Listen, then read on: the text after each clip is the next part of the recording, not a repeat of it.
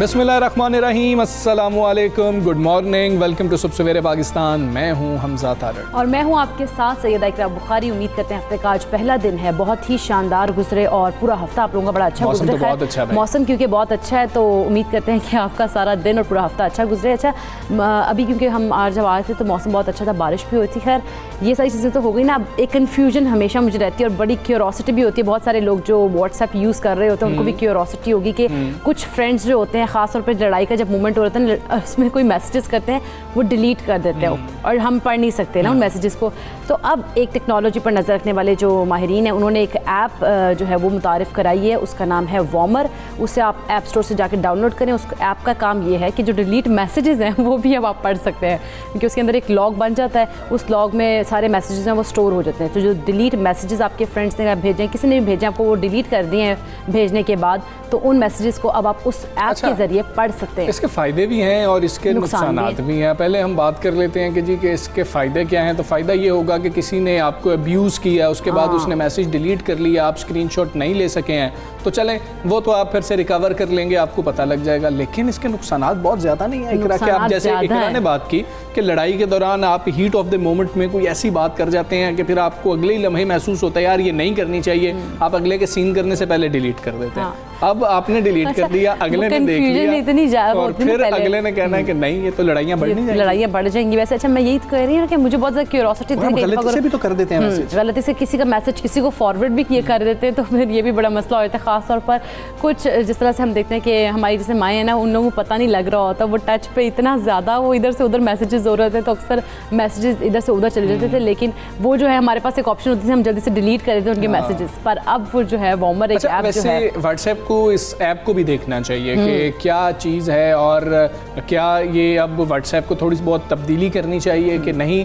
जो हमने एक सहूलत दे रखी है लोगों को, अगर वो ब्रीच हो रही है किसी तरह से या कोई थर्ड पार्टी है वो उसको ख़त्म करने के लिए कोशिश कर रही है, तो फिर व्हाट्सएप को क्या करना चाहिए? तो व्हाट्सएप को भी इस पर सोचना चाहिए कि अगर ऐसी ऐप्स आ रही हैं तो व्हाट्सएप मज़ीद जो है इसको सिक्योर बनाने बेहतर करे। बिल्कुल ऐसे इनके हम जिस तरह से हम देखते हैं ना कि बहुत सारे सारिफिन की शिकायत ये भी होती हैं कि हमारे मैसेजेस लीक ना हो जाए। इस किस्म की जो ऐप हैं अगर हम देखें तो उस ऐप्स के ज़रिए हमारे जितने मैसेजेस हैं वो इस जो वॉमर ऐप है उसके अंदर लॉग बन जाता है, उसमें सारे स्टोर हो जाते हैं और उसके बाद वहाँ जब भी जाए आप जाके वहाँ पर पढ़ सकते हैं। तो आपकी इन्फॉर्मेशन वहाँ लीक हो रही है, लीक भी हो सकती है। खैर हम देखते हैं कि व्हाट्सएप इंतज़ामिया इसके ऊपर क्या अपना मौक़िफ़ रखेगी और इससे क्या नुकसानात होंगे, इस पे हम तफसील से भी फिर बात करेंगे एक्सपर्ट्स को लेके आपके साथ। अभी हम कोरोना वायरस की बात कर लेते हैं। मुल्क भर में कोरोना के वार जारी हैं और वफाकी दारुल-हुकूमत में कोरोना मुस्बत केसेस की शरह फिर 10% से बढ़ चुकी है। अच्छा, इस्लामाबाद में गुज़श्ता 7 दिन में 2800 के करीब कोरोना केसेस सामने आए, जिसके बाद इस्लामाबाद में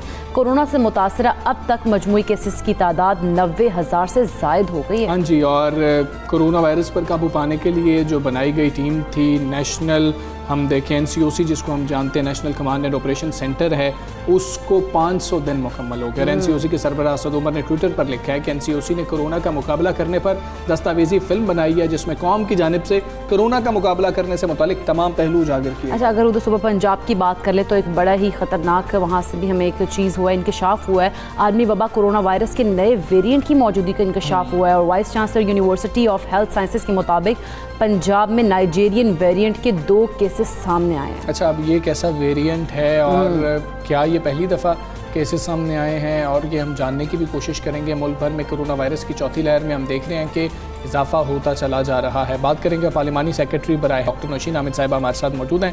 डॉक्टर साहिबा अस्सलाम वालेकुम, गुड मॉर्निंग। डॉक्टर साहिबा, पहले ये नाइजीरियन वेरिएंट की बात कर लेते हैं। मतलब जिस तरह से डॉक्टर जावेद अकरम साहब की जानिब से ये कहा गया कि 2 केसेस रिपोर्ट हुए हैं, NCOC के पास क्या इन्फॉर्मेशन है?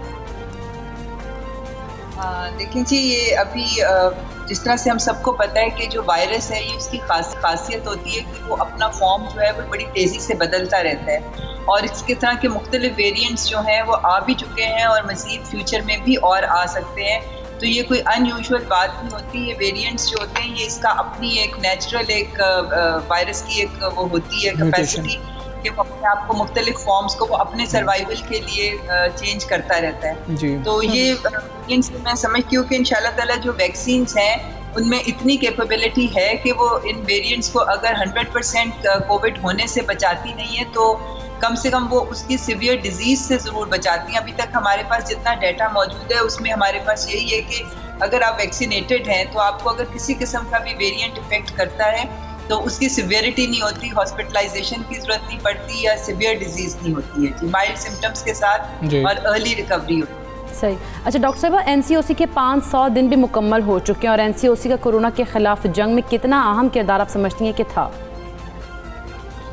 देखिए जी, ये चूँकि एक हमारा नेशनल मसला था और 18वीं तरमीम के बाद हेल्थ और बहुत सारे दूसरे डिपार्टमेंट्स जो हैं वो सूबों को डिवॉल्व हो गए थे। तो अब चूँकि वायरस के लिए तो कोई बाउंड्री नहीं है कि ये सिंध है, ये केपी है, ये बलूचिस्तान है, उसने तो हर तरफ एक ही तरह से फैलना है। इसलिए ज़रूरत इस चीज़ की थी कि गो के हर सूबे में अलग गवर्नमेंट मौजूद थी और उनकी अपनी हेल्थ की पॉलिसीज़ और दूसरी पॉलिसीज़ जो होती हैं वो थी। तो ज़रूरत इस चीज़ की थी कि एक फेडरल प्लेटफॉर्म होता जिसके ऊपर इन तमाम चीज़ों को मिलकर देखा जाता। और मैं समझती हूँ कि ये बहुत इफेक्टिव रहा है कि जो पॉलिसीज़ बनी है वो बाहमी मुशावरत से बनी है। इसके अंदर फेडरल गवर्नमेंट के साथ सारी सूबाई गवर्नमेंट के और जो हमारे रीजन्स हैं GPAJ के, उनके नुमाइंदे मौजूद होते थे इसकी मीटिंग्स के अंदर। और जिस तरह से वैक्सीनेशन की ज़रूरत पड़ी, जिस तरह से डायग्नोस्टिक किट्स की ज़रूरत पड़ी, जहाँ जहाँ ऑक्सीजन की ज़रूरत पड़ी, ऑक्सीजन बेड्स की, ये तमाम डेटा सारी प्रोविंसेस से डेली जो है वो उसके डैशबोर्ड के ऊपर डिस्प्ले होता था और पूरे मुल्क में हमें एग्जैक्टली पता होता था इस प्लेटफॉर्म के थ्रू कि कौन से इलाके में कितने पेशेंट्स हैं, कितने बेड्स ऑक्यूपाइड हैं, कहाँ पे ऑक्सीजन की क्या सिचुएशन है, वेंटिलेटर्स की क्या। तो ये बहुत ज़रूरी था कि एक कॉमन प्लेटफॉर्म होता जिससे पूरे मुल्क की सिचुएशन की जाती और उसके अकॉर्डिंगली पॉलिसीज बनी। ठीक है डॉक्टर साहब, कुछ मसाइल पहले सामने आए थे। हमने देखा कि वैक्सीन, एक शनाख्ती कार्ड के ऊपर कई लोगों को वैक्सीन लगा दी गई, ऐसे मसाइल कुछ सामने आए थे। अब लोग ये रिपोर्ट कर रहे हैं कि हमने लगवाई कैंसिनो की वैक्सीन जो कि सिंगल डोज थी। अब हमारा रिकॉर्ड में ये शो हो रहा है कि हमें साइनोफार्म लगी थी, अभी एक डोज हमारी रहती है लगाने वाली। अब वो दूसरी डोज तो नहीं लगवा सकते, उन्होंने कैंसिनो की वैक्सीन लगवा ली हुई है, अब उनको सर्टिफिकेट भी नहीं मिल रहा वैक्सीनेशन। तो इस प्रॉब्लम को किस तरह से सॉल्व किया जाएगा? ये वो कहाँ पर शिकायत कर सकते हैं कि हमारे साथ ऐसा हुआ, हमने तो दूसरी वैक्सीन लगवाई थी, हमारे पास वो सफ़ा भी मौजूद है जो हमने तस्वीर ली थी जाते हुए? जी बिल्कुल, ये इशू आया था और बिल्कुल कुछ लोगों की कंप्लीट वैक्सीनेशन हो गई है, उनको पार्शियल वैक्सीनेशन के सर्टिफिकेट मिल रहे हैं या उनको कोई और वैक्सीन लगी है तो किसी और का मिल गया।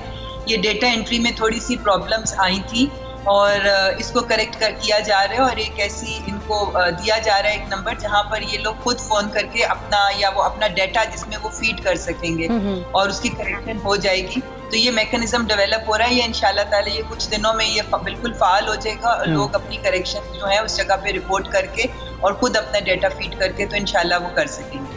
अच्छा डॉक्टर साहब, गैलप सर्वे की एक रिपोर्ट आई थी जिसमें कहा गया था कि 60% जो लोग हैं अभी तक यही नहीं, उनको तरीक़ाकार भी नहीं पता वैक्सीनेशन का कि किस तरह से उन्होंने अपने आप को वैक्सीनेट करवाना है और कुछ इस तरह रजिस्टर कैसे करवाना है। इस तरह की कन्फ्यूजन अभी तक मौजूद है।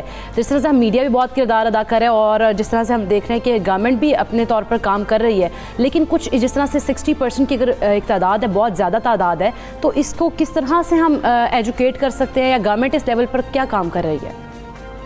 देखिए, अब तो तकरीबन तमाम सेंटर्स जो हैं उन पे वॉक इन वैक्सीनेशन है कि आपको रजिस्टर कराने की जरूरत नहीं है, आप सिर्फ वॉक इन करें, आप चले जाएं, आपका काम सिर्फ इतना है कि आप सेंटर तक पहुंच जाएं, बाकी वहाँ पर अपना मौजूद को आपको गाइड कर देगा। मगर इससे बढ़कर जो नेक्स्ट स्टेप गवर्नमेंट ले रही है वो ये है कि door to door vaccination, mobile vaccination शुरू हो गई हुई है और हमला जो है वो लोगों के घरों तक पहुंच रहा है। और इस वक्त जितनी पाकिस्तान में वैक्सीनेशन हो रही है और आपको पता है कि लाखों की तादाद में डेली हो रही है, 11 लाख को क्रॉस कर गया डेली का फिगर, तो उसमें से 28% वैक्सीनेशन वो है जो कि डोर टू डोर हो रही है, जो कि मोबाइल वैक्सीनेशन के थ्रू हो रही है। तो इंशाल्लाह सब लोगों तक ये खुद पहुंचेंगे और अब किसी किस्म की भी रजिस्ट्रेशन की जरूरत नहीं है। ठीक है डॉक्टर साहब, ये भी बता दीजिएगा बूस्टर डोज के हवाले से भी पाकिस्तान ने कोई फैसला नहीं किया? नहीं जी, देखें बूस्टर डोज जो है उसका हमारी पहली प्रायोरिटी ये है कि हम पहले जो बेसलाइन है यानी कि 2 डोजेस वाली जो वैक्सीन है या जहाँ पर सिंगल डोज वाली वैक्सीन है वो अपनी ज़्यादा पॉपुलेशन को लगाएं और ये टारगेट हमने साल के आखिर तक अचीव करना है, तकरीबन 8 करोड़ लोगों को लगानी है। और उसके अलावा कुछ लोगों की ये गलतफहमी भी है कि जी हमने एक वैक्सीन लगवाई है तो अब हमने बाहर जाना है तो हम दूसरी वैक्सीन की बूस्टर डोज लगवा लें। तो ये मिक्स एंड मैच वाली जो वैक्सीन है इसकी पॉलिसी अभी ग्लोबली कहीं भी अप्रूव नहीं हुई है। तो इसलिए मैं ये भी दरख्वास्त करूंगी कि आपके थ्रू के लोग ये मिक्स एंड मैच वाली वैक्सीन की तरफ ना जाएं क्योंकि इसके सेफ्टी डाटा भी हमारे पास नहीं है जी। बिल्कुल ठीक है डॉक्टर नौशीन अहमद साहिबा, बहुत शुक्रिया आपका। पाकिस्तान से आप बात कर रही थी और ख़ास तौर पे कुछ लोगों को सर्टिफिकेट के हुसूल के लिए जो मसाइल का सामना करना पड़ रहा है और लोग ये रिपोर्ट भी कर रहे हैं जो कि हमने उनसे जानने की भी कोशिश की है। वो कह रही हैं कि एक मैकेनिज़्म आप लोगों के लिए बनाया जा रहा है कि जिनकी मुकम्मल वैक्सीनेशन हो गई है लेकिन सर्टिफिकेट पे पार्शियल वैक्सीनेट आ रहा है कि आपने पार्शली वैक्सीनेट हुए हैं आप, तो फिर उसका भी कोई सोल्यूशन निकाला जा रहा है। आप वहाँ पर अपनी जो है क्वेरी, अपनी जो आप लोग चाहते हैं कि आपको ये वैक्सीन लगी थी, आपको सर्टिफिकेट नहीं मिला, वो आप रिपोर्ट कर सकेंगे और उसके बाद इस मसले को हल किया जाएगा। बिल्कुल, और अपने आप सर्टिफिकेट जो है वो बासानी ले सकेंगे। खैर मसला ये है कि अपने आप को वैक्सीनेट लेकिन लाजमी करवाएं, जल्द अज जल्द करवाएं। आगे बढ़ते हैं।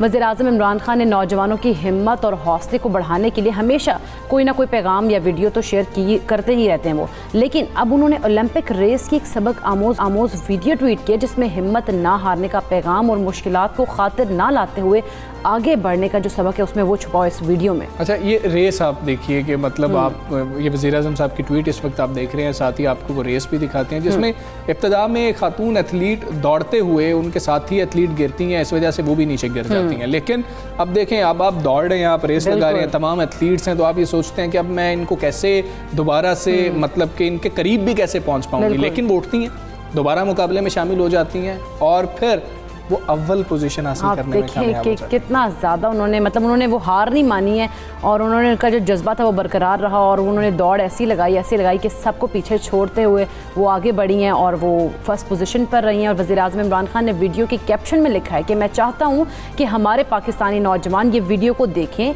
और इसमें से वो अहम तरीन सबक हासिल करें जो खेल ने मुझे सिखाया। तब ही आप जो है हारते हैं, क्योंकि उन्होंने कहा कि आप तब हारते जब आप हार मान लेते हैं, तो हार माननी नहीं है तो इसलिए आप हारेंगे भी नहीं। क्या बात है, मतलब कि पहली चीज़ तो ये है कि आप हार ना मान रहे हों, मतलब कि आप ये सोच रहे हों कि नहीं मुझे ये टास्क तो कंप्लीट करना है और वो टास्क कंप्लीट करने की तरफ गई और वो पहली पोजीशन पर आई। हम बात करेंगे, हमारे साथ मौजूद है मोटिवेशनल स्पीकर हैं डॉक्टर इकबाल साहब। डॉक्टर साहब अस्सलाम वालेकुम, गुड मॉर्निंग सर। सर पहले तो ये बताएं कि हार क्या है, हम हार को कैसे डिफाइन करेंगे? आखिरी नंबर पर आना हार है या फिर दिल छोड़ देना हार है? जी, आपके सवाल में ही इसका जवाब है। ज़ाहिर है हम यही बात कंक्लूड करना चाह रहे हैं इमरान खान साहब की इस ट्वीट से कि किसी चीज़ को अचीव कर लेना एक बात है और किसी पेडिस्टल पर खड़े होना एक बात है और हिम्मत करके उस मुकाबले में शिरकत करना और अपनी बेस्ट पॉसिबल देना ये दूसरी बात है। तो लिहाजा हम ये जो मैसेज है वो तो बड़ा क्लियर है कि हमें अपनी आउटकम को भी मद्देनज़र रखना चाहिए, मगर हमें इस बात को मद्देनज़र रखना चाहिए कि हम नेक नियति के साथ best of our ability perform कर रहे हैं कि नहीं कर रहे। इस ट्वीट के बारे में मैं सिर्फ ये अर्ज करना चाहता हूँ कि एक मोटिवेशन के लिए, एक्सटर्नल मोटिवेशन के लिए तो ये बहुत ज़बरदस्त बात है। ऐसी बातें तमाम लोगों को करते रहना चाहिए, हमारे बड़ों को करते रहना चाहिए, हमें अपने आप के साथ भी ये बातें करते रहना चाहिए। लेकिन वो लड़की जो गिरी और गिरने के बाद फिर वो भागी और वो भाग के फर्स्ट आई, ये एक बात हमें बिल्कुल नहीं भूलनी चाहिए कि उसके अंदर इसकी कैपेसिटी मौजूद थी। बिल्कुल, सिर्फ ये मोटिवेशन कि मैं गिर गई तो कोई बात नहीं, मैं फिर भागूंगी, इसकी वजह से वो फर्स्ट नहीं आई। वो फर्स्ट इसलिए आई कि उसके पास कैपेसिटी मौजूद थी, नेसेसरी ट्रेनिंग मौजूद थी, उस तरह की वो तमाम स्किल्स मौजूद थी। लिहाजा जहां हुकूमत की ये जिम्मेदारी है कि वो नौजवानों को मोटिवेट करती रहे और इस तरह के मैसेजेस देते रहे, वहाँ नौजवानों की कैपेसिटी बिल्ड करने के लिए भी तो कोई प्रैक्टिकल चीज करनी चाहिए। बिल्कुल। अब आप देखिए, एक नौजवान जिसने मैट्रिक का इम्तिहान पास किया है, उसके बाद वो क्या करे, उसके पास क्या एवेन्यूज मौजूद हैं, उसके पास सिर्फ इतनी बात काफी नहीं है कि तुम हिम्मत करो, तुम गिरना मत, तुम मेहनत करो, तुम पहुंच जाओगे।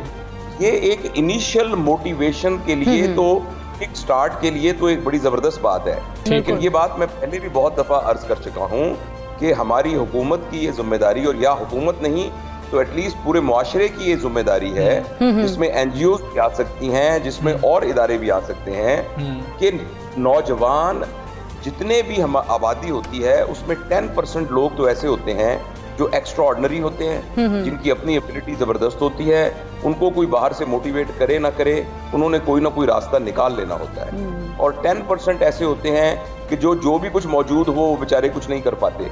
लेकिन हमारा निज़ाम वो जो दरमियान के 80% लोगों के लिए होता है, जो कि एवरेज, अबव एवरेज और बिलो एवरेज होते हैं। ठीक, मुल्क में इस किस्म का कोई निज़ाम मौजूद नहीं है। बिल्कुल। डॉक्टर जावेद, आपने बात की ना कैपेसिटी बिल्डिंग की, तो हम देखें तो ये बाकी में बहुत दुरुस्त बात है, क्योंकि अगर देखा जाए तो हार ना मानने का जो फ़न है वो सबसे ज़्यादा हम खेल से सीखते हैं। और अगर बात की जाए हमारे यहाँ तो ग्राउंड्स ही मौजूद नहीं है खेलने के लिए, तो इस सारे मसले का हल कैसे हम निकाल सकते हैं?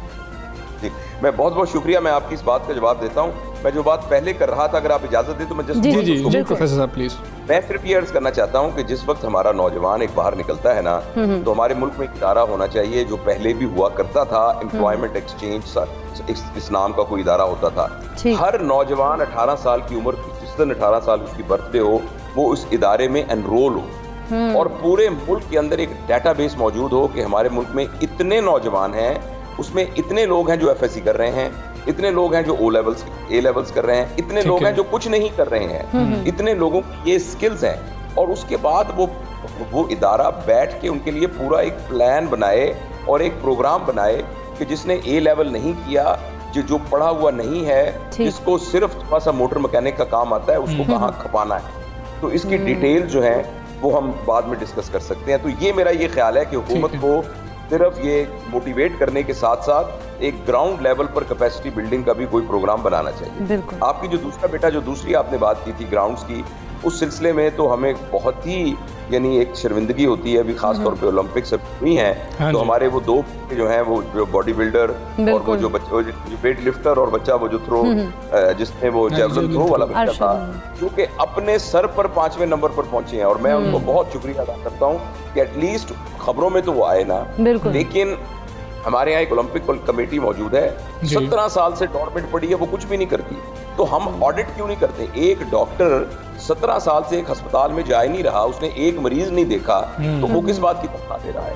हमारे यहाँ स्पोर्ट्स बोर्ड है, वो क्या कर रहे हैं? बिल्कुल। तो इसलिए मैं, अगर आप मेरे पास 2-4 मिनट हो, मैं ये अर्ज करना चाहता हूँ, अल्लाह करे बात इमरान खान साहब तक पहुंच जाए, क्योंकि इस दर्द को सबसे ज्यादा वही महसूस कर सकते हैं। बीइंग अ स्पोर्ट्समैन, आज से एक जबरदस्त टास्क फोर्स बननी चाहिए जो पूरे पाकिस्तान में अगले ओलंपिक्स की तैयारी शुरू कर दे, और उसमें जिस कैटेगरी में पाकिस्तान जा सकता है, उसके मसलन rifle shooting, pistol shooting, archery, ये सारे का सारा काम पाकिस्तान आर्मी को दे दिया जाए। मुझे बताइए, पाकिस्तान आर्मी के पास ऐसे शूटर, स्नाइपर्स मौजूद नहीं होंगे जिनको ट्रेन किया जाए तो ओलंपिक्स में गोल्ड मेडल लेके आए?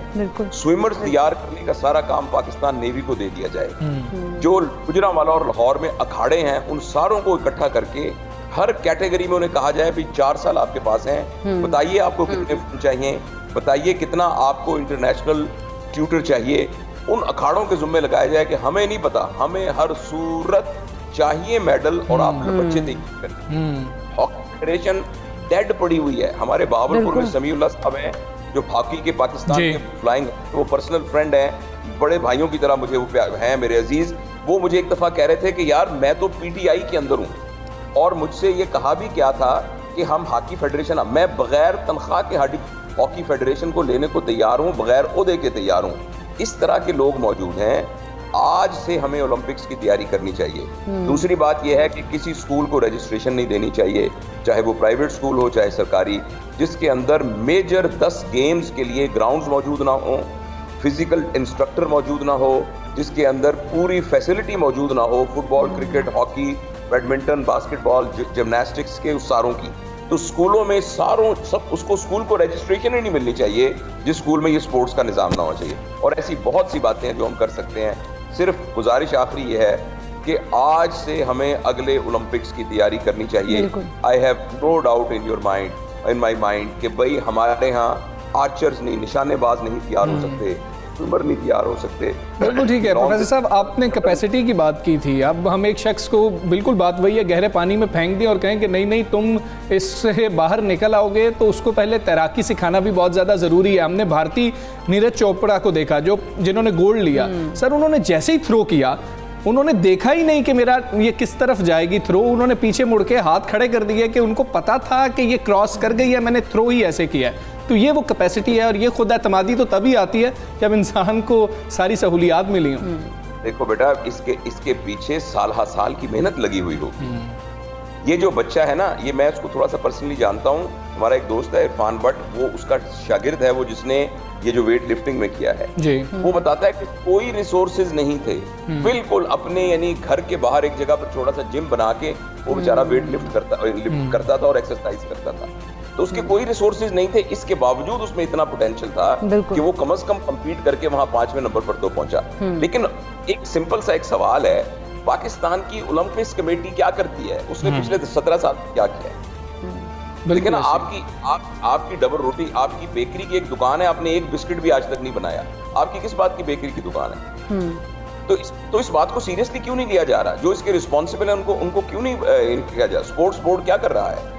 तो इसलिए इन सब की कैपेसिटी बिल्डिंग की जरूरत है। जो कुछ हो गया है वो ठीक है, उसको दरगुजर करना चाहिए और आज से अगली ओलंपिक्स के लिए तैयारी करनी चाहिए। प्रोफेसर साहब बहुत शुक्रिया आपका। सब सवेरे आप बात कर रहे थे, हमने ओलंपिक्स के ऊपर तफसीलन गुफ्तगू भी करनी है, बातचीत करनी है और ये जानने की कोशिश करनी है कि आखिर ऐसा है क्यों हम वो सहूलियात नहीं दे पाते हैं और क्यों फंड वापस कर दिया जाता है और सहूलियात एथलीट्स को नहीं दी जा रही होती। खैर अभी हम एक ब्रेक लेंगे, ब्रेक के बाद वापस आते हैं। Stay with us.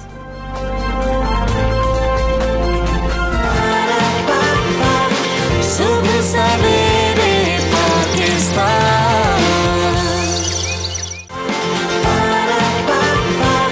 सुबह सवेरे पाकिस्तान।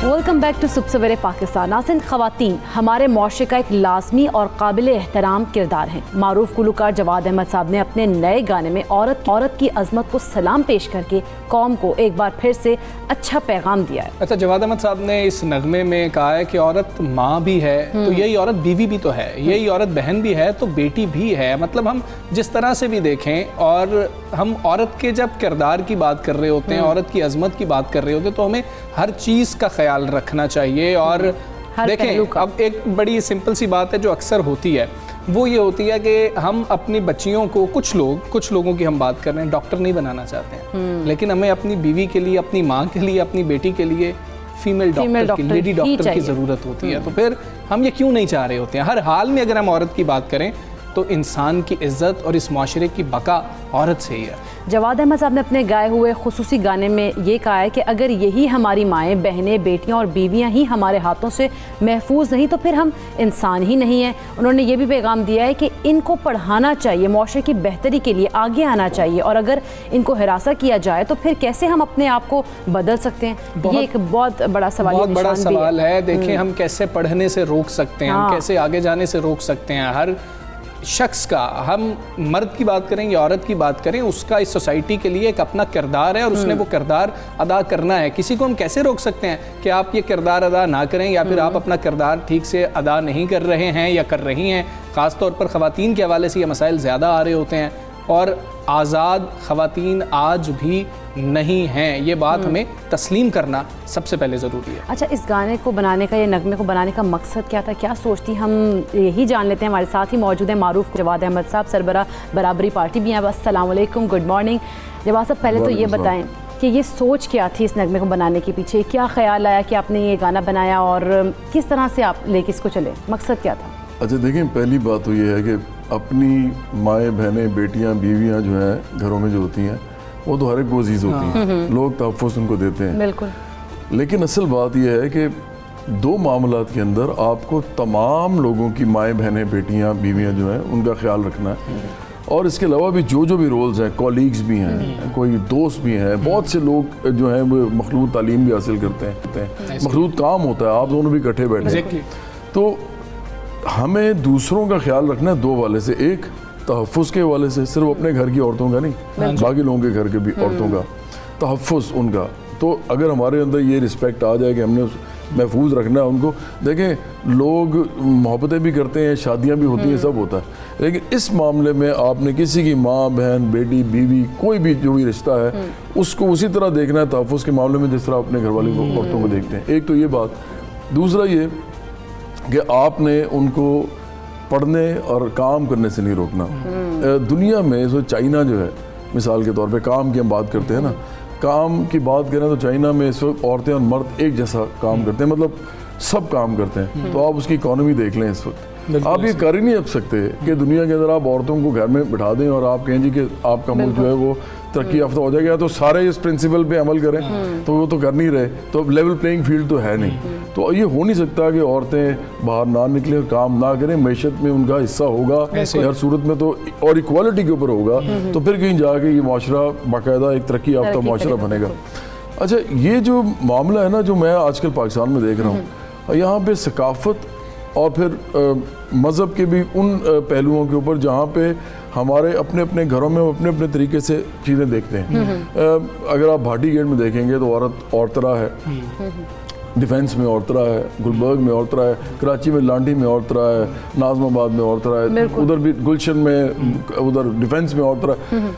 लोगों को पता होता है कि हमने हमारा एक डिसेंसी का लेवल क्या है, अपने अपने हिसाब से लोग खुद ही मुतय्यन कर लेते हैं, आपको बताने की ज़रूरत नहीं होती। अब यहाँ पे एक और मसला भी चल पड़ा है, वो ख़वातीन के लिबास, ख़वातीन को किस तरह का होना चाहिए। और भाई ये अपने अपने घरों में सबको पता होता है कैसा होना चाहिए, आपने उनकी रिस्पेक्ट करनी है। आप इस बात पे नहीं ये कह सकते कि जी ये जी खातून जो है ना ये तो खुद ही वो अच्छा लिबास नहीं पहना हुआ, उसके साथ नहीं जोड़ा। हाँ, और ये जोड़ रहे हैं लोग। देखें मैं आजकल फेसबुक पे देख रहा हूँ, ट्विटर पे देख रहा हूँ, उनको ये नहीं ख्याल आता कि जब आप किसी ऐसी खातून को जो कोट पहन के जा रही है या ऐसी खातून जो दुपट्टा पहन के जा रही है, आप उसको कह रहे हैं कि ये क्या, क्योंकि हमारे घर में तो लड़कियाँ चादर लेती, तो फिर ऐसे घर में है जहाँ बुर्का लेती हैं वो चादर वाली को ही कह रहे होंगे। बिल्कुल ऐसे। तो इसलिए जब हम ये काम शुरू करेंगे ना तो हम लड़ाई पैदा कर रहे हैं माशरे में, तफरीक पैदा कर रहे हैं, हम औरतों के आपस में तफरीक पैदा कर रहे हैं। हमारे माशरे में लोगों को अच्छी तरह पता है उन्होंने कैसे रहना है, बड़े अच्छे तरीके से इतने डेकेड से रह रहे हैं जब से पाकिस्तान बना है। हमने कभी यहाँ पे कोई ऐसी चीज़ नहीं देखी कि सड़कों के ऊपर जो है वो हम अल्फाज बोलते हैं, बे है, हो रही है, क्या हो रहा है। फिर हमारा शोबिज़, आखिरी चीज़, हमारा शोबिज़ पाकिस्तान के अंदर सबसे इम्पोर्टेंट चीज़ है स्पोर्ट्स के अलावा, जो लोगों के पूरी दुनिया में हमारा इमेज लेके जाता है। शोबिज़ के अपने तकाजे होते हैं, यहाँ पे लोग और तरह मूव करते हैं और तरह। और ये भी ज़हन में रखें कि आपने लाइफ की सिचुएशंस को शोबिज़ में आपने स्क्रीन पे दिखाना होता है, तो आपको हर कैरेक्टर भी करना पड़ता है और उस कैरेक्टर को आपने करना भी होता है, एग्जिबिट भी करना होता है। तो उसमें आपको बहुत सी चीज़ें ऐसी होती हैं जो आपको लेवरेज मिलता है कि चलें आप ये कर सकते हैं। अब उन पे भी शुरू हो जाएंगे आप कहेंगे जी ये देखिए जी ये, और मैं ही देख रहा हूँ ये लोग अब जज करना शुरू हो गए हैं, हर औरत को, हर मर्द को जज कर रहे हैं। मैं सिर्फ ये कहना चाहता हूँ इस गाने के थ्रू कि देखें हम सब पाकिस्तानी हैं, वो तमाम औरतें जो अपने हकूक के लिए भी निकलती हैं ना, उनके कोई मसले होते हैं तो वो निकलती हैं, तो ठीक है उनको निकलने दें, इसमें इतना मसला क्या है, इसको मसला बना क्यों रहे हैं आप, ये इशू क्यों है, ये क्यों इशू बन रहा है, आप किसी को फोर्स क्यों कर रहे हैं, किसी को आप जज कैसे कर सकते हैं। जिस तरह से आप बात कर रहे थे शोबिस का भी आपने जिक्र किया, हर एक फील्ड की बात कर लें उसमें जो खातून काम कर रही है उसकी जिम्मेदारी अलग है, हम समझ क्यों नहीं पा रहे हैं ये, और ये क्या हम हमेशा हुकूमत की तरफ देखते हैं, इनफरादी तौर पर हम कितने गलत हैं, इनफरादियत पर बात करना भी क्या बहुत ज़रूरी नहीं? बहुत ज़रूरी है। देखिए मैं आपको एक बात बताऊं, अभी रिसेंटली ड्रेसेस की बात हुई और हाईएस्ट क्वार्टर से हुई, इमरान खान ने भी बात कर दी और बाद में उन्होंने कहा कि नहीं ऐसा नहीं है। लेकिन कल उन्होंने एक ट्वीट किया, आप देखें हमें अपनी कॉन्ट्रडिक्शंस खुद रिजॉल्व करनी चाहिए। कल उन्होंने ट्वीट किया एक औरत के भागने का कि ये इसको देख के यूथ जो है देखेंगे, और उसका ड्रेस देखें आप उस औरत का जिसकी आप ट्वीट कर रहे हैं और आप उसकी तस्वीर लगा रहे हैं। तो मसला ये है कि अगर आपको ड्रेस से मसला है तो उस औरत की आपने ट्वीट कैसे की है, वो तो उसने तो ट्रैक एंड उसका पहना हुआ है। कल्चरल डिफरेंस के ऊपर भी तो बात, लेकिन कल्चरल डिफरेंस है या नहीं है, आप उसको पाकिस्तान में दिखा रहे हैं ना भाई, आप इंस्पायर तो करेंगे ना लोगों को कि जी आप इस तरह करें। तो इसलिए मैं कह रहा हूँ ये डिबेट है नहीं, ये डिबेट बन रही है, ये गलत है। फिर एम्पावर्ड वेमेन मैंने दिखाई है, जी बिल्कुल, इसमें क्यों दिखाई है, इसलिए कि देखें इस मुल्क के अंदर विक्टिम्स ज़्यादा हैं और एम्पावर्ड वेमेन जो उनको दिखाना ज़रूरी यही है। ये चाहे वो एक्टर्स हैं, चाहे वो सिंगर्स हैं, चाहे वो मतलब स्पोर्ट्स के लोग हैं, या इवन जो अपने अपने जजेस हैं, टीचर्स हैं, प्रोफेसर, हाउसवाइफ्स हैं, बेशक ये सब औरतें हाउसवाइफ्स भी हैं। Exactly. लेकिन हाउसवाइफ्स भी मैं समझता हूँ कि देखिए, मैंने अभी पहले भी कहा आपको, हाउसवाइफ का जो कॉन्सेप्ट है ना, जापान में भी हाउसवाइफ आखिरकार जब वो घर आती है तो हाउसवाइफ ही होती है। बिल्कुल ऐसे। मैं कह रहा हूँ कि औरतें जब तक पाकिस्तान नहीं, पूरी दुनिया में जब तक मैशत का हिस्सा नहीं बनेंगी, इसके पहिएगा, आपका मुल्क ही तरक्की नहीं कर सकता। अभी बात आपको समझानी पड़ेगी। अब अगर आप इसको इस तरह कॉनोटेशन नेगेटिव लेके आएंगे तो आपकी कौम आगे बढ़ नहीं सकती। और जब भी औरतें बाहर आएंगी, मैं फिर कहूँगा, पढ़ने और काम करने, तो आपने उनके हिसाब से उनको स्पेस भी देनी है और मुआशरा बदलेगा। मुआशरा वही वो नहीं रहेगा ज़हन में रखें। तो इसलिए आपको बर्दाश्त भी पैदा करनी है, हिम्मत भी पैदा करनी है कि हाँ, आपने उनको स्पेस देनी है और आपने सब्र भी करना है। अच्छा, एक कैंपेन मैं करना चाह रहा हूँ उसमें, और इकरा, ये कैंपेन ये है कि मैंने अभी एक एक्टर है पाकिस्तान की, सोनिया हुसैन, उन्होंने अभी ये जो क्लिप है, ये उसमें वो हैं, और भी लोग आएंगे, आ रहे हैं, लेकिन ये मैं इसलिए दिखाना चाहता हूँ कि इसमें वो सिर्फ ये 4 लाइंस बोलती हैं। वो ये बोलेंगी कि ये पढ़ें चाहे या काम करें, इन्हें हरदम आगे बढ़ना है। ठीक है। ये घर पर हो या बाहर हो, इन्हें चैन सुकून से जीना है। और इसमें सारा कुछ एनकम्पस हो जाता है, सारा कुछ आ जाता है, तहफ़्फ़ुज़ भी आ जाता है, एम्पावरमेंट भी आ जाता है। ये मैसेज जो जवाद भाई का है, जो वो देना चाह रहे हैं, और सोनिया का उन्होंने जिक्र किया है, वो हम दिखाना चाह रहे हैं कि जो वो कैंपेन एक करना चाह रहे हैं, और वो तमाम ख़वातीन के लिए है, और वो जिस सूरत में भी अपना किरदार इस माशरे में अदा करें। मैं एक्सप्लेन कर दूँ सिर्फ क्या है। क्या कैंपेन ये है कि जितनी भी ख़वातीन मुझे देख रही हैं, जितनी भी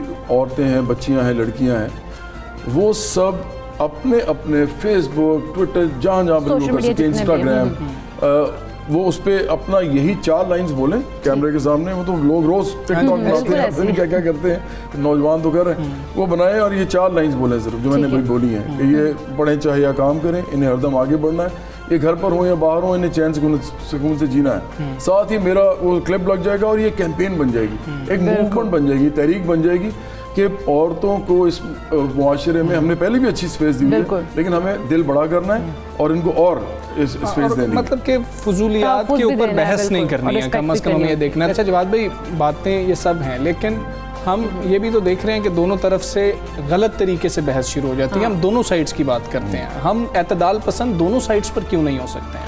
असल में हमजा, एतदाल जो है वो हर इंसान खुद अपने अपने हिसाब से पैदा करता है और अपने घर में पैदा करता है। देखें, कभी भी कोई चीज़ 100% कंजर्वेटिव नहीं होती और 100% लिबरल नहीं होती। हर इंसान कुछ ना कुछ लिबरल होता है, कुछ ना कुछ कंजर्वेटिव होता है, और कहीं ना कहीं वो दूसरे से डिफर करता है। ये जो डिफरेंस को एक्सेप्ट करना और उसको मानना और उसकी इज्जत भी करना, यही जो है ना जमहूरियत में, यही हुस्न है इसका। वो जो कहते हैं ना सियासी बात जो है कि जमहूरियत का हुस्न, वो गलत है। असल में ये है, हमने बर्दाश्त पैदा करनी है, सब्र पैदा करना है, एक दूसरे के ख्यालात हम बैठ के बात करेंगे। लेकिन जब आप लान तान शुरू कर देते हैं ना कि जी ये तो है ही ऐसे, ये लोग उन्होंने क्या कर दिया, वो उन्होंने क्या भाई, अगर एक औरत के साथ कोई ऐसी चीज़ हुई है जो आप बाकी औरतों के साथ नहीं हो रही, वो अच्छी बात है, तो वो अगर उसके बारे में वोकल है तो उसको होने देना। इस मुआशरे में जमहूरियत है, कोई भी कुछ भी कह सकता है। और आप उसको जब वो बनाएंगे, अपना तख्ता मश्क बनाएंगे, तो आप ज़हन में रखें कि उस जैसी और हज़ारों औरतें और भी हैं जो विक्टिम्स हैं, वो तो विक्टिम शेमिंग शुरू हो जाएगी, वो प्रॉब्लम हो जाएगी कि आप कहेंगे यार ये तो ठीक है। तो इसलिए मैं समझता हूँ कि इस मुआशरे में सबसे इम्पोर्टेंट चीज़ ये है कि इस तरह की डिबेट्स में ना जाया जाए। ये अपने अपने घरों में आप बेशक करें, स्पेशली आप मीडिया पे आके ना करें और लोगों को टारगेट ना करें।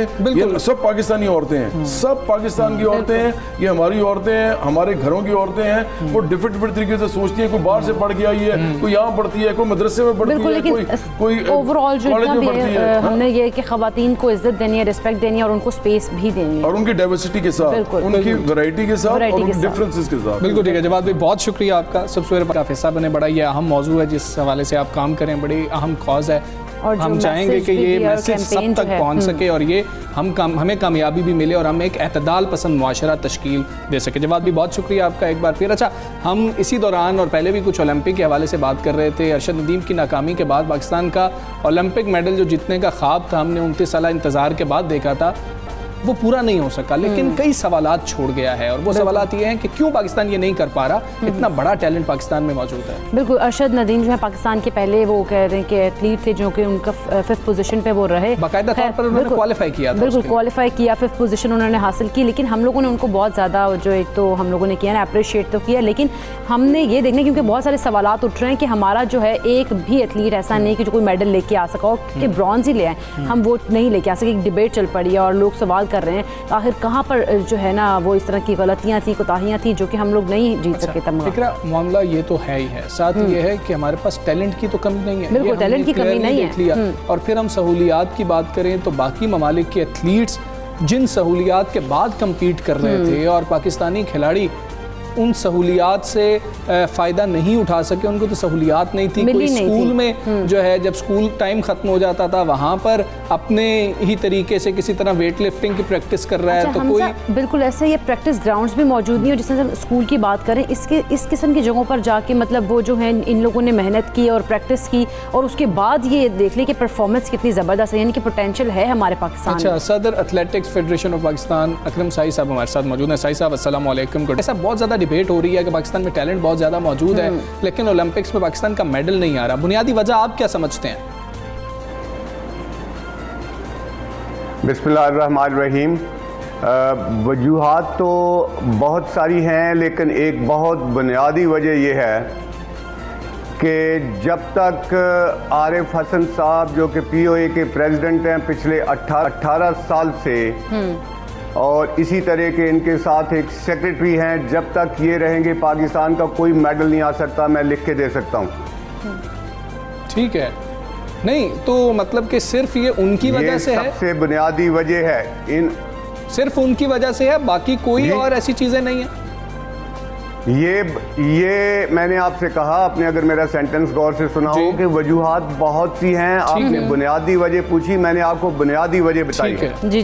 क्योंकि सारी की सारी पाकिस्तान की जो स्पोर्ट्स फेडरेशंस हैं वो इनके साथ मुंसलिक हैं, और ये इनका काम है, ये इस कौम को गलत बयानी करके ये बता रहे हैं कि इनका स्पोर्ट्स की प्रमोशन और डेवलपमेंट के साथ ताल्लुक ही नहीं है। तो ओलंपिक एसोसिएशन और किस लिए है?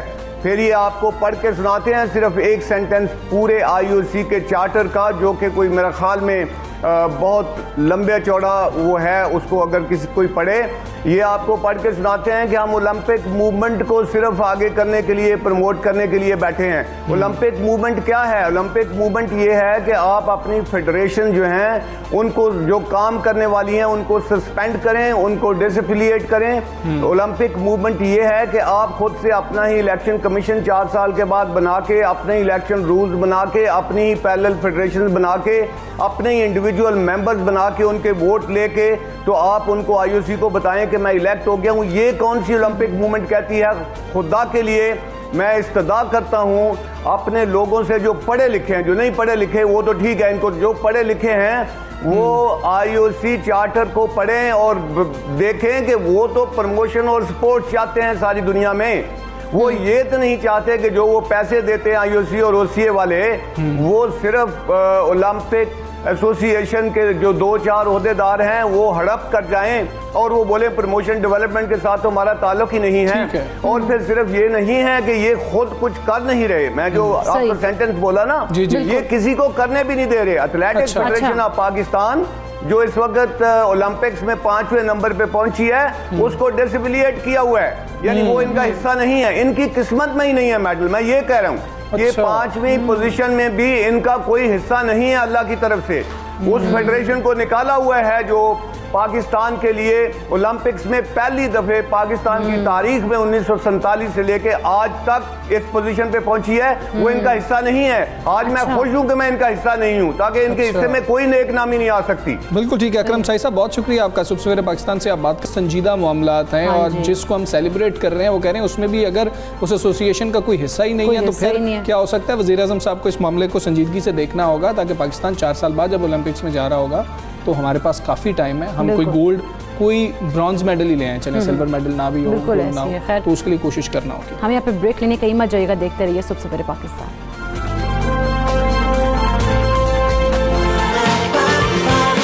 सुबह सवेरे पाकिस्तान।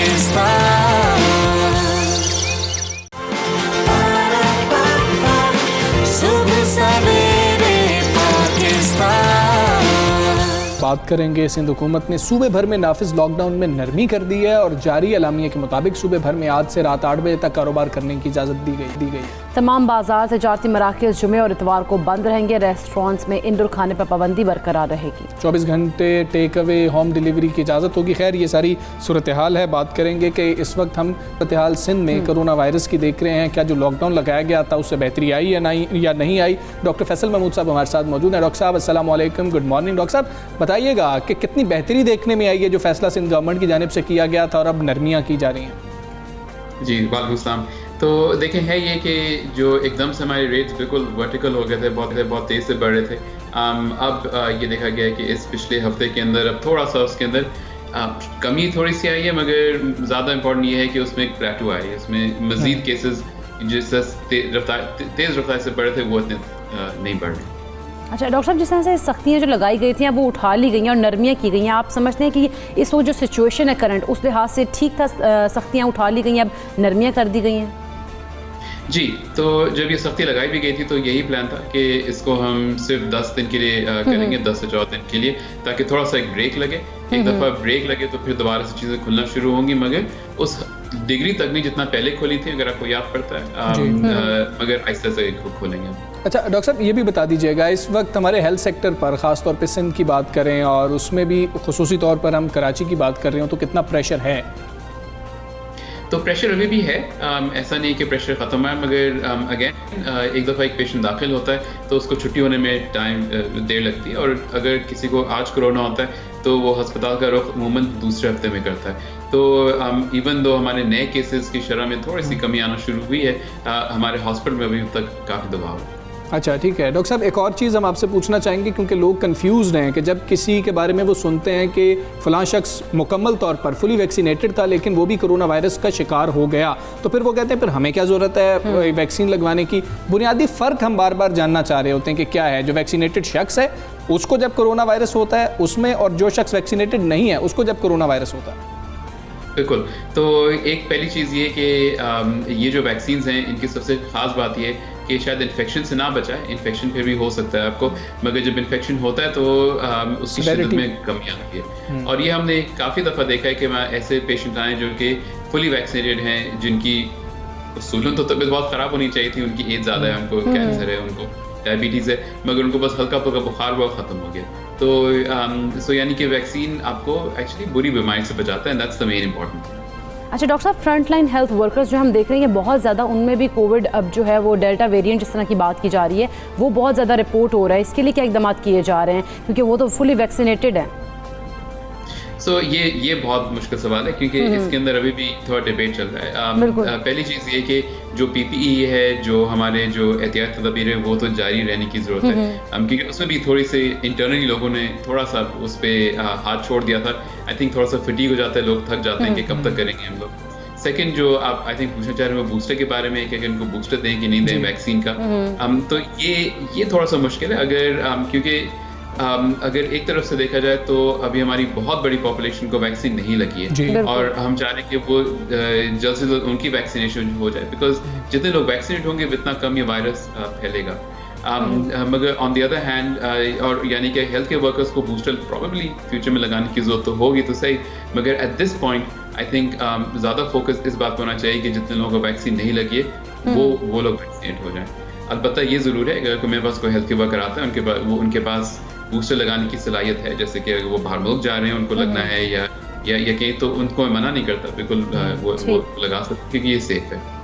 ठीक है डॉक्टर साहब, आपसे तो बहुत से लोग राब्ते क्योंकि करते होंगे कि हमें वैक्सीन लगवानी चाहिए, नहीं लगवानी चाहिए, मुझे फ़लाँ मसला है, फ़लाँ बीमारी का शिकार हूँ, मुझे वैक्सीन लगवानी चाहिए, नहीं लगवानी चाहिए। ज़्यादा सवालात आपको कौन से आ रहे होते हैं जिनको एड्रेस करना मीडिया पर बहुत ज़्यादा ज़रूरी है, ताकि लोगों को घरों पर बैठे वो जवाब मिल सके?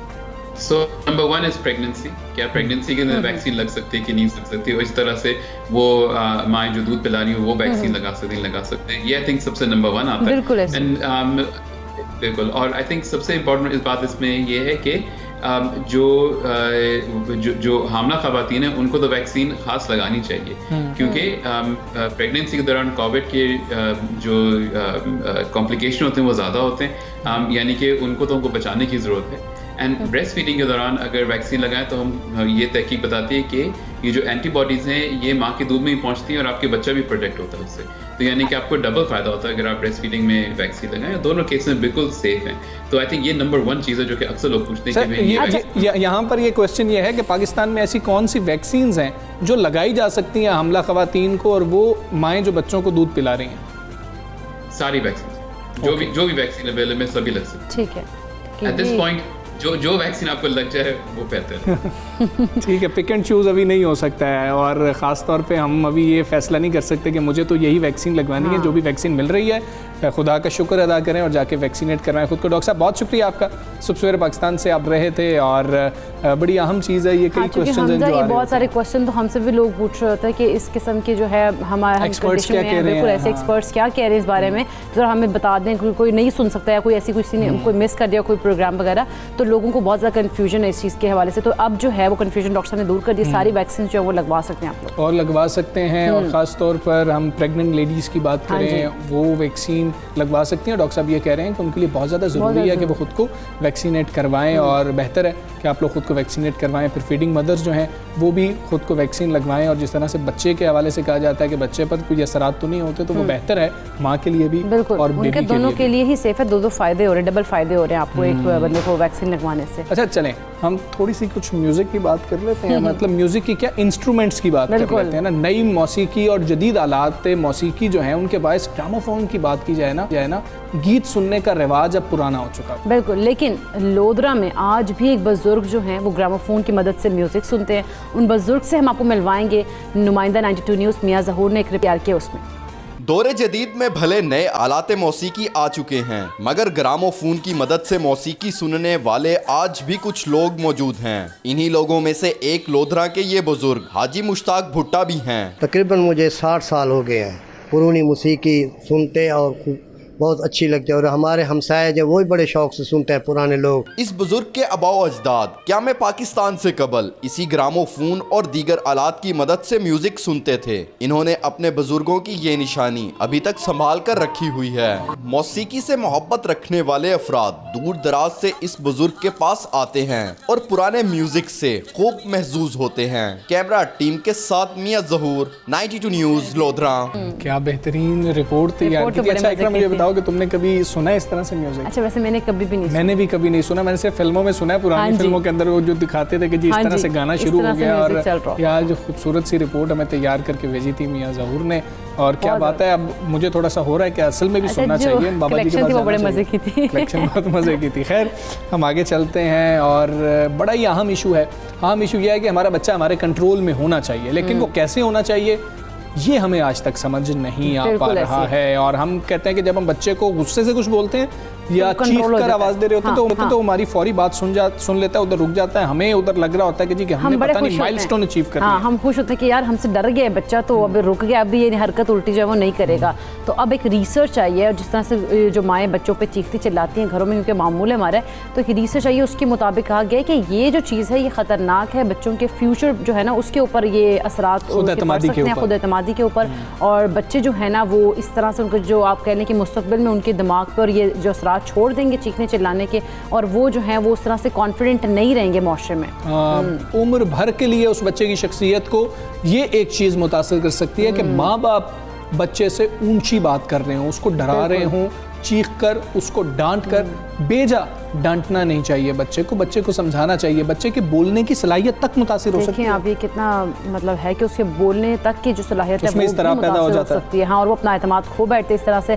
बाज़ बच्चों में बात बात पर गुस्सा होने की आदत भी पैदा हो जाती है, और बच्चे का जो गुस्सा अपने खिलौने पर इसी अंदाज से निकलता है, और वो जिस तरह से मतलब वो निकाल रहा होता है, ये एक नॉकिंग पॉइंट होता है आपके लिए कि आप उसको देखें और उसको ऑब्जर्व करें कि ये उस पर गुस्सा क्यों निकाल रहा है। वो गुस्सा नहीं उतार सकता है, वो क्या कर रहा है, टॉयज पे उतार रहा होता है, और हम कहते हैं कि पता नहीं है टॉयज को क्यों उठा के हम कहते हैं ये बच्चा जो फलां बच्चा ये तो टॉयज तोड़ देता है। अच्छा, तो वालिदैन में से किसी भी एक का उससे बुलंद आवाज़ या चीख कर बात करने की वजह से बचपन की जो बुरी यादें हैं वो बच्चे के साथ तमाम ज़िंदगी रहती हैं, और वो हमेशा उनको याद रखता है। और फिर आगे बढ़कर जब वो बच्चा मतलब कि खुद वालिद बन जाता है या वालिदा बन जाती है, वो उसके बाद अगले बच्चों के साथ भी वही रवैया रखे हुए होता है। ये देखिए कि आप ये फिर चेन ये टूटती नहीं है, चेन ऐसे ही चलती जाती है। उस पर आराम से बात करें। माहिरीन ये कहते हैं उसको सज़ा से बेहतर है कि उसको बिठाएं, उसको ये समझाने की कोशिश करें। तो ये पेरेंट्स के लिए जानना बहुत ज़्यादा ज़रूरी है कि बच्चों को आखिर कंट्रोल करना है तो उसके बेहतरीन तरीके कौन से हैं। बिल्कुल, वो तरीके हम जान लेंगे। पेरेंटिंग कोच महरीन तारिक साहब हमारे साथ मौजूद है। अस्सलाम वालेकुम महरीन साहब, बच्चों पर चीखने के हवाले से एक रिसर्च आई है कि बच्चों पर चीखते हैं जो पेरेंट्स तो उनके मनफी असरात होते हैं, ना सिर्फ उस टाइम पीरियड के लिए बल्कि फ्यूचर में भी। आप कैसे देखती हैं इस चीज़ को?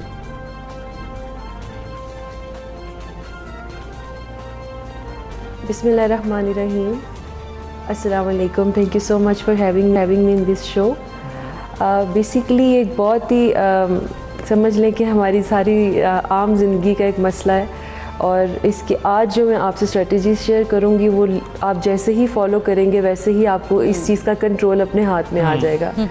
तो फर्स्ट ऑफ़ ऑल जो मैं डिस्कस करना चाहती हूँ वो ये है कि आपको अपनी थिंकिंग को चेंज करना है। मैं एक साइकोलॉजिस्ट की रेफरेंसेस और कोट्स पढ़ रही थी और उसके अंदर एक लाइन मेंशन थी that every problem we have is a problem with our thinking. तो मुझे ये चीज़ इतनी रिलेट नहीं की कि ऐसा कैसे हो सकता है कि हर चीज़ जो भी मसला हमारी लाइफ में आता है वो हमारी सोच से लिंक्ड है। लेकिन ये जब इसको डिग इन किया तो समझ आया कि ये इतनी एक्यूरेट लाइन है कि माँ बाप को क्यों लगता है कि वो बच्चे पे येल करने का राइट रखते हैं। बिकॉज फॉर एग्जांपल जैसे कि आपका बच्चा कुछ ऐसा कर रहा है जो आपको बहुत फ्रस्ट्रेट कर रहा है कि ओ माय गॉड ये जो सारे मतलब घर में कोई भी बीड्स हैं ये उनसे खेल रहा है, ये स्विच बोर्ड के पास गया हुआ है, जो भी प्रॉब्लम है पेरेंट्स फील करते frustrated and then they feel that they have a right to yell, कि वो चीख सकते हैं बच्चे के ऊपर। तो सिंपल इज़ दैट कि आप जो सोच में रखते हैं ना कि आई एक्सपेक्ट माई चाइल्ड कि वो इतना आइडियल उसका बिहेव हो, वो ऐसे करे वो ऐसे करे, जो एक्सपेक्टेशंस हैं ना पेरेंट्स की वो उनको एक्चुअली चीखने पर मजबूर करती हैं कि मैं अपने बच्चे से ये एक्सपेक्ट नहीं करता कि वो ये हरकत कर रहा है, लेकिन अगर वो ये कर रहा है तो मेरे पास तो राइट है उसके साथ चीखने का। तो मैं इसीलिए आपसे आज ये टेक्निक शेयर करना चाहती हूँ कि फौरी तौर पर आप इनको अपनी लाइफ में लाएँ। Being a kid, having a kid is a very beautiful thing in your life, और बहुत ही खूबसूरत रिश्ता होता है माँ का, औलाद का, बच्चे का। तो आजकल आपको अपने आप को काम रखने की ज़रूरत है। सबसे पहली चीज़ जो मैं शेयर करना चाहती हूँ is that you own the problem.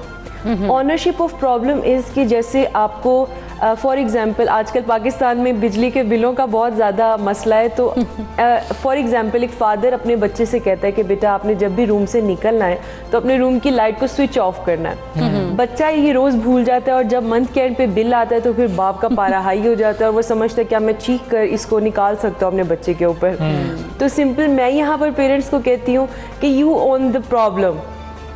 Problem को ऑन कौन करे? जो कि बॉदर्ड है। आप बॉदर्ड हो, बच्चा बॉदर नहीं हो रहा है, बच्चे को फ़र्क नहीं पड़ रहा, आप चीख रहे हो, आप बिल दे रहे हो, उसको फ़र्क नहीं पड़ रहा है। तो आपने बच्चे को फ़र्क डालना है। वो किस तरह से डालना है? You have two alternatives in your hand. The first alternative is कि वो सोल्यूशन जो आप एक्सपेक्ट करते हो कि हो जाए प्रॉब्लम का, and the second alternative is कि वो चीज़ जो आप कंट्रोल कर सकते हो।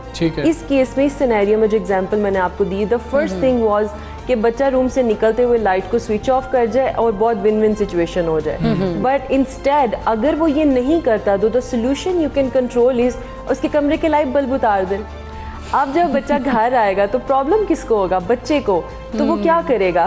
वो पेरेंट के पास जाएगा, वो कहेगा कि मेरे कमरे के तो बल्ब उतरे हुए हैं। अब इस सिनेरियो में देखे तो बच्चा भी चीख सकता है, लेकिन उसने नहीं चीखना है। वहाँ पर होगा पेरेंट्स का आर्ग्यूमेंट बच्चे के साथ कि बेटा अगर आपने ये काम नहीं किया जो हमने डिसाइड किया था तो you will have these consequences. Now a kid will learn that if I will not do this command of the parent then I will have this. तो पेरेंट्स का बहुत ज़्यादा इस चीज़ के अंदर है येलिंग। सबसे बड़ी लेकिन ठीक है मेरीन, यहाँ पर एक और प्रॉब्लम है कि जब हम ऐसा करना शुरू करते हैं बना देते हैं। मेरीन एक प्रॉब्लम है यहाँ पर, जब हम ऐसा कर रहे होते हैं फिर हम देखते हैं कि आम तौर पर ये समझते हैं कि जो माँ बाप बच्चों को कुछ नहीं कह रहे होते वो बच्चे बहुत ज़्यादा बदतमीज़ हो जाते हैं। इसको हम किस तरह से देखेंगे?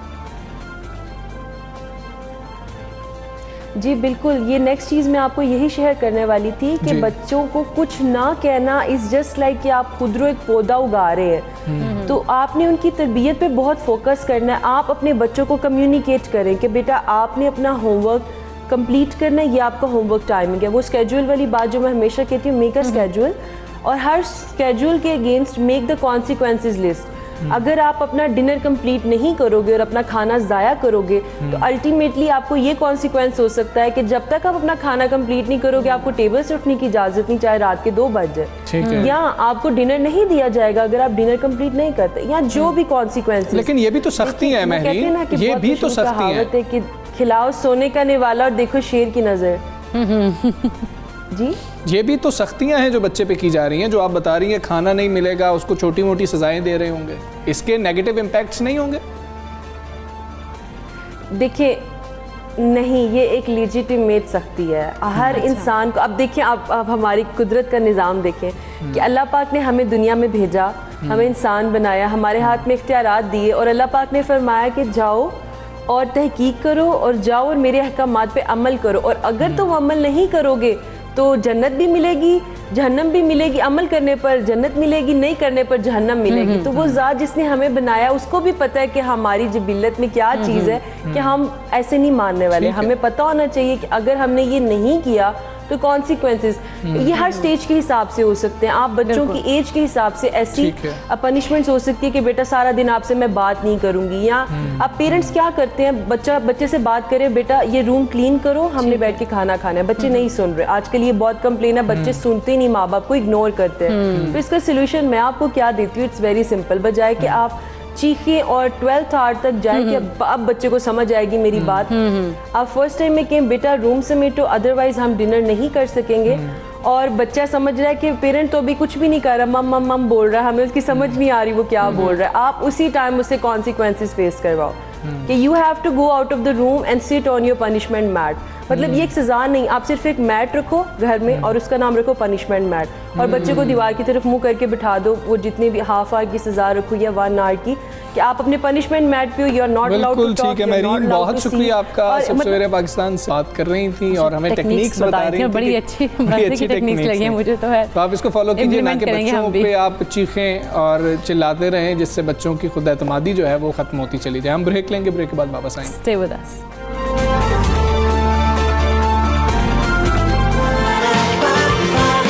सुबह सवेरे पाकिस्तान, सुबह सवेरे पाकिस्तान।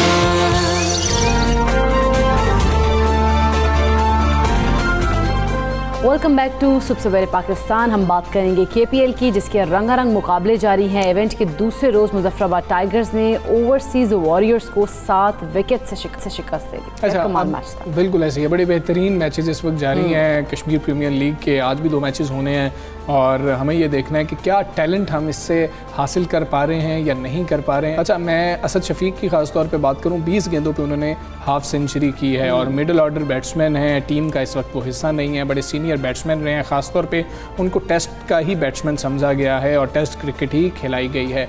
लेकिन अगर हम ODI की बात करें, उसके अंदर भी हमें मिडिल ऑर्डर में एक तजुर्बाकार बैट्समैन की ज़रूरत है। तो क्या इस सूरत में हमें एक तजुर्बाकार बैट्समैन मिल सकता है? खासतौर पे T20 के इनिंग्स में उन्होंने बेहतरीन खेली है। बिल्कुल ऐसे। अच्छा, हम तो जिस तरह से हम देख रहे हैं मैचेस तो जा रहे हैं, मुजफ्फराबाद में हो रहे हैं, बहुत सारा ग्राउंड्स को भी और वहाँ के जो सारे है ना सीनियर्स को भी बहुत ज़्यादा लोग कमेंट करें हैं। मिर्ज़ा इकबाल बेग साहब हमारे साथ मौजूद हैं, सीनियर पैनलिस्ट। अस्सलाम वालेकुम, गुड मॉर्निंग मिर्ज़ा साहब। KPL के बड़े शानदार मैचेस चल रहे हैं, कोई टैलेंट देख रहे हैं नया?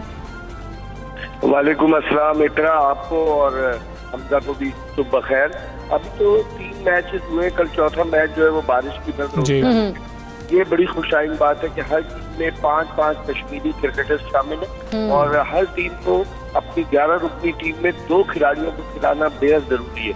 और 2-2 कश्मीरी क्रिकेटर्स हर टीम में खेल रहे हैं।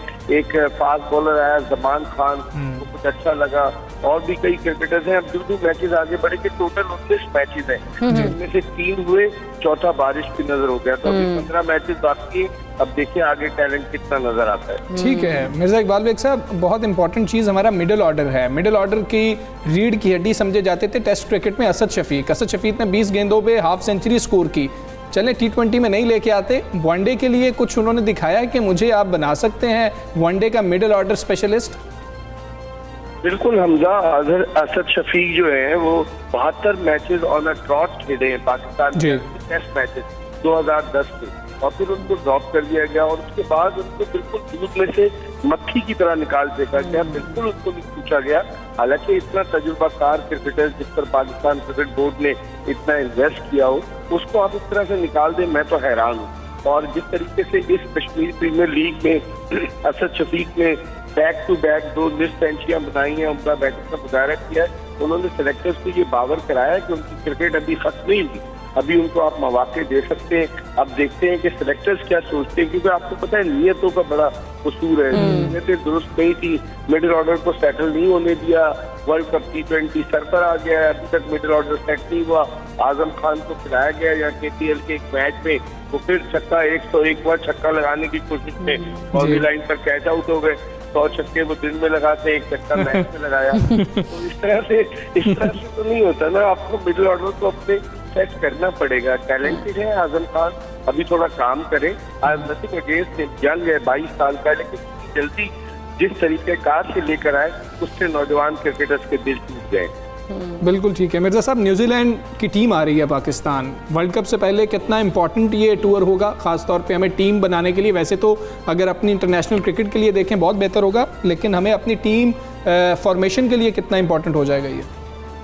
देखिए हमजा, वेस्ट इंडीज की जो T20 सीरीज की एक मैच खत्म हो गया, 4 में सिर्फ एक ही मैच हो सका, तो पाकिस्तान को तैयारी का मौका नहीं मिला। लेकिन न्यूजीलैंड की क्रिकेट टीम का पाकिस्तान आना पाकिस्तान के लिए बड़ा खुशाइंद है, क्योंकि पाकिस्तानी क्रिकेट टीम को वर्ल्ड कप से T20 से कबल जो 17 अक्टूबर से शुरू हुआ, सितंबर में न्यूजीलैंड की टीम आ रही है, तो हमें तैयारियों का मौका मिलेगा। और मैं समझता हूँ कि एक बड़ा अच्छा इक़दाम है न्यूजीलैंड क्रिकेट काउंसिल का, और पाकिस्तान क्रिकेट बोर्ड को अगर मैं क्रिटिसाइज करता हूँ, लेकिन यहाँ पर पाकिस्तान क्रिकेट बोर्ड ने एक अच्छा काम किया, अप्रिशिएट देयर एफर्ट।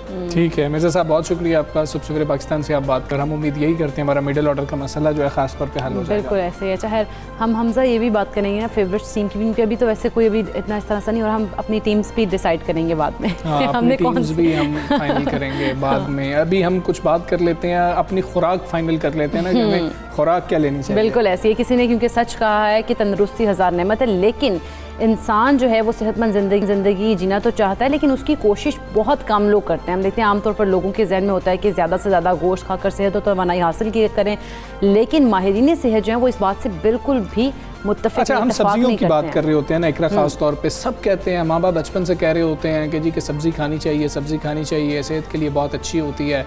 कौन सी सब्जियां खानी चाहिए? अगर बच्चे नहीं खा रहे तो किस तरीके से बच्चों को खिलाई जा सकती है सब्ज़ी? मुख्तलिफ तरीक़ाकार क्या हो सकते हैं? और जब हम सब्ज़ी को एक मखसूस तरीके से पका रहे होते हैं तो क्या उसकी अफादियत ख़त्म हो जाती है या कम हो जाती है? ये वो सवालात हैं जो जानना बहुत ज़्यादा ज़रूरी है। बहुत ज़्यादा ज़रूरी है, इसलिए हमने रब्ता किया। हमारे साथ स्टूडियो में मौजूद हैं ज़ैनब, उनसे बात करते हैं। अस्सलाम मॉर्निंग ज़ैनब, सबसे पहले तो आप बताएं कि सब्ज़ियों को खाना कैसे चाहिए और क्यों खाना चाहिए? पहले तो हमें आप इस चीज़ के ऊपर करें ना। सबसे पहले तो हम बचपन से स्टार्ट करते हैं। जैसे ही बच्चे 5 मंथ्स के 6 मंथ्स के होते हैं तो वीनिंग फूड्स जो होते हैं, उनको जो फूड इंट्रोड्यूस कराया जाता है उसको वीनिंग फूड्स कहते हैं। अब जब बच्चों को हमने खाना देना होता है, हम क्या करते हैं, हम उनको फ्रूट्स तो देते हैं, ग्रेप्स दे दिए, बनाना मैश करके दे दिया, एप्पल के जूसेस टाइप बना के दे दिए, जूस का जो फ्रूट जूसेस हैं वो हम दे रहे होते हैं, सब्जियां नहीं हम देते। सब्जियों में ज़्यादा से ज़्यादा भी हम देते हैं तो जो है वो पोटैटो मैश करके दे देते हैं, और कोई भी वेजिटेबल जो है वो हम बच्चे को नहीं दे रहे होते हैं। तो बच्चों को फिर हम जब आहिस्ता आहिस्ता वो बड़े हो रहे होते हैं, 3-4 साल के होते हैं, उस टाइम तक भी हम उनको नहीं दे रहे होते हैं, और बाद में हम कंप्लेन क्या करते हैं, ये कुछ खाता ही नहीं, ये तो कुछ खाता ही नहीं। इसको हम खुद फ्राइज बना के देते हैं और बाद में कहते हैं कि सब्जियां नहीं खाता। बच्चे को क्या पता मैंने क्या खाना है क्या नहीं खाना, ट्रेनिंग ही नहीं कर रहे। एग्जैक्टली जो चॉइसेस हैं, फूड चॉइसेस हैं, वो हमने खुद से प्रिपेयर करनी है, बच्चे को देनी है। बच्चा नहीं खा रहा, आप टेबल पे रख दे, डिफरेंट उसकी शेप्स बनाएं, उसके कलर्स चेंज करें, टेबल पे रखे। बच्चा कैसे नहीं खाएगा? एक दिन नहीं खाएगा, 2 दिन नहीं खाएगा, तीसरे दिन तो वो खाएगा।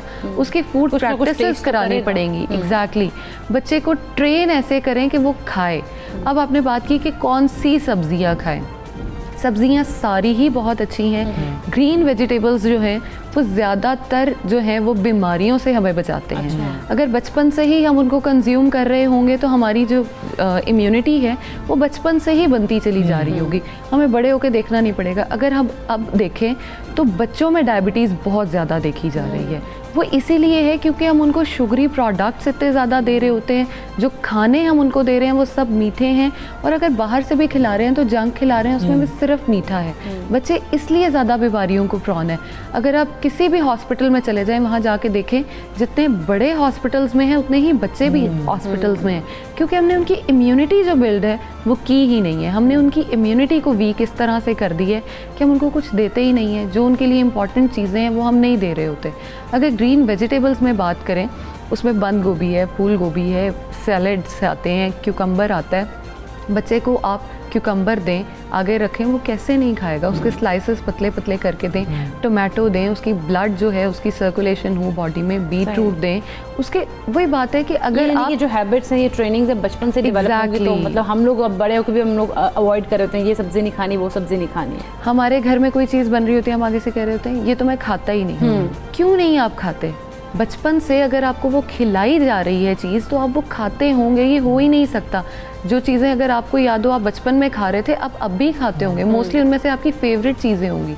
अब वेजिटेबल्स में अगर हम एग्जांपल लेते हैं सैलड की, एक आम आदमी को, मुझे, आपको दिन में 3 से 5 बाउल जो है वेजिटेबल खाना चाहिए एज अ सैलड।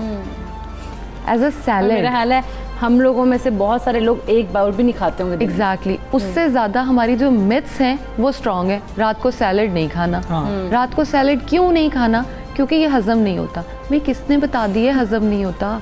ये कौन आके बातें बताता है? कौन मिथ्स क्रिएट करता है? बर्गर तो हमें बड़ा बेहतरीन हजम होता है, रात को 2 बजे भी हो जाता है। एग्जैक्टली वो रात को हम सोए उठ के भी खा लेंगे। बिल्कुल वो हजम हो जाता है। उसके साथ जो वेजिटेबल्स या सैलड अगर वो उसके साथ कॉल्स्लॉ वगैरह आ रहा होता है वो भी डाइजेस्ट हो जाता है। एक हेल्दी सैलड जो खाना है वो हमें डाइजेस्ट नहीं होगा कभी भी, क्योंकि हमारे पेरेंट्स ने वो चीज़ें हमारे अंदर पुट अप नहीं। एक हम ये भी तो गलती करते हैं, जैसे आपने कहा कि नहीं मैं ये चीज़ नहीं खाता या मैं ये चीज़ नहीं खाती, तो माँ दूसरा सालन बना देती है। क्या माँ को भी देखना चाहिए कि नहीं सालन तो यही है, खाना तो तुम यही खाओगे बचपन से? ज़बरदस्ती जो है वो किसी चीज़ का हल नहीं है। अच्छा। आप सालन दूसरा साथ बना के दें, लेकिन साथ हाँ ये करें कि पहले तुम ये वाला खाओ, इतने पोर्शन में, पोर्शन साइज़ कम कर देना उसका, 1-1.5 बाइट तुम इसकी खाओ, उसके बाद बाकी सालन जो है वो अपनी चॉइस का तुम कंज्यूम कर लेना। लेकिन मदर्स के पास टाइम ही नहीं है।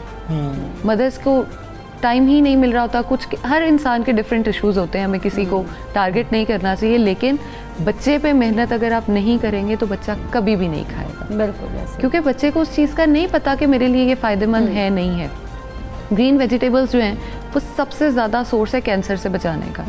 आज हमारे पास कैंसर के कितने पेशेंट्स हैं, बच्चों में इतना कैंसर फैल रहा है। अगर हम उनको बचपन से ही ट्रेन करें, सर्दियाँ आती हैं गाजर का जूस उनको दें, गर्मियाँ आती हैं गर्मियों की वेजिटेबल्स उनको दें। बच्चों को आजकल यही नहीं पता होता गर्मियों की वेजिटेबल्स कौन सी हैं, सर्दियों की कौन सी। बिल्कुल ऐसे। कोल्ड स्टोर से अगर बाय किया खा लिया, नहीं दिल किया नहीं खाया, जिस चीज़ पे दिल किया वो खाया नहीं खाया। अच्छा ज़ैनब, एक आपने बात की, ये वाली जो स्टोर्ड वेजिटेबल्स होती हैं, इनकी हम जिसको बेमौसमी सब्जियां कहते हैं, ये कितना ज़्यादा इनका होता है कि इनको खाना चाहिए नहीं खाना चाहिए, कि मतलब मौसम के लिहाज से खाना चाहिए? क्योंकि हमारे जो बड़े हैं कहते हैं जी मौसम के लिहाज से जो सब्जी है उसको खाना चाहिए।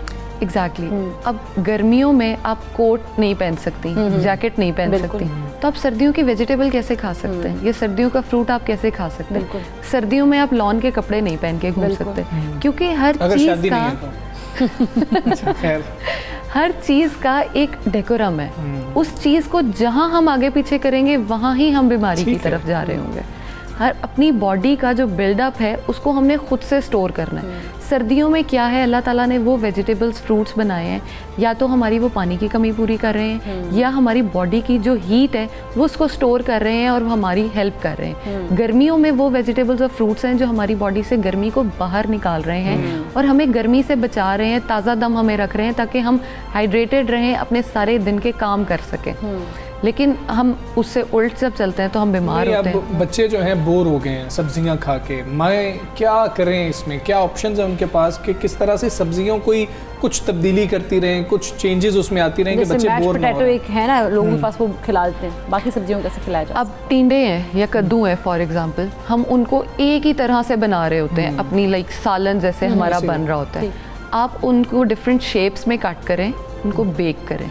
अच्छा। उनको बेक करके उसके ऊपर कोई ड्रेसिंग्स करें, जिस तरह आप सिंपल जो है वो धनिया ही काट के उस पर डाल दें, एक उसकी शेप निकल आती है। उसके अंदर जो है वो थोड़ी सी कैरेट डाल दें, कैबेज नीचे उसके रख दें, वो एक डिफरेंट शेप में आ जाएगा। उसके अंदर जो है वो बच्चों को कीमा फिल कर दें, अगर नहीं सादा खाते तो उसको सिखाएं, इसको ऐसे कट करो, इसको खाओ। वो उसको सिर्फ सीखने में ही वो खा लेगा। उसको एक इंटरेस्ट डेवलप हो जाएगा कि मैंने इस चीज़ को खाना है, तो मैंने किस तरह से खाना है। एक नई चीज़ आ रही है, वो स्कूल से ही घर आते हुए उसका जो बड़ी ज़बरदस्त है, क्योंकि घिया, कद्दू, टिंडे जो चीज़ें हैं ना, वो बहुत सारे जो लोग हैं, हमें भी मिला हम लोग भी नहीं खाते, लेकिन ये टेक्निक्स में बड़ी अच्छी हैं। स्कूल, अगर आप डेली बच्चे को एक नई चीज़ देंगे तो वो स्कूल से आते हुए ही सोच रहा होगा आज मामा ने क्या बनाया हुआ, वो एक्साइटेड होगा। अगर डेली वो सब्जी होगी, वो कहेगा मैं कैंटीन से खा के आया हूँ, मुझे पता था यही बना हुआ, वो नहीं खाएगा घर आके। हम बच्चे को खुद बोर करते हैं चीज़ों से। जब वो बचपन में ही बोर हो जाता है तो वो सारी लाइफ वही आते हैं, हमारे साथ रहती हैं और हम उसको कोप अप कभी भी नहीं कर पाते। अच्छा, हमारे पास कुछ चीट डेज होते हैं वैसे कि चले रोज़ाना बच्चे को सब्जी नहीं कुछ और भी दे देना चाहिए, या कोई एक मील सब्जियों पे होना चाहिए, दूसरे मील में कुछ तब्दील कर देना चाहिए, वो हमें कैसे एक गुलदस्ता बना के बच्चे को देना? डू यू रियली थिंक हमें चीट मील चाहिए होता है? हम डेली चीट मील कर रहे होते हैं बच्चों के लिए। लगी थी मुझे लगता है शायद एक दिन होगा जो चीट डे नहीं होगा, सारे वो भी एक मील, सिर्फ एक खाना होगा जो चीट मील नहीं होगा, क्योंकि हमने ट्रेनिंग वही बात है कर दी हुई है ऐसे। बच्चे को अगर आप सुबह में अंडा ब्रेड दे रहे हैं या रोटी ब्रेड दे रहे हैं, जैम ब्रेड दे रहे हैं, कुछ भी आप ऐसा दे रहे हैं, तो आप उसको दोपहर में एक डिफरेंट चीज़ दें जिसको वो इंजॉय कर सके। अगर दोपहर में आपने उसको वेजिटेबल्स खिला ली हैं, रात में उसको राइस दे दें, एज अ रिवॉर्ड उसको कोई चीज़ दें। अगर उसने वेजिटेबल्स खाए हैं, वो नहीं खा रहा, अब उसको वेजिटेबल्स दें, तुम ये वेजिटेबल्स खाओ, मैं तुम्हें ये चीज़ लेके दूंगी, ये बाय करके दूंगी, ये हम बाहर चलेंगे, हम पार्क चलेंगे, हम खेलेंगे। अब वही वेजिटेबल्स जाके उसके वहाँ पे फिजिकल एक्टिविटी में कंज्यूम कर दें।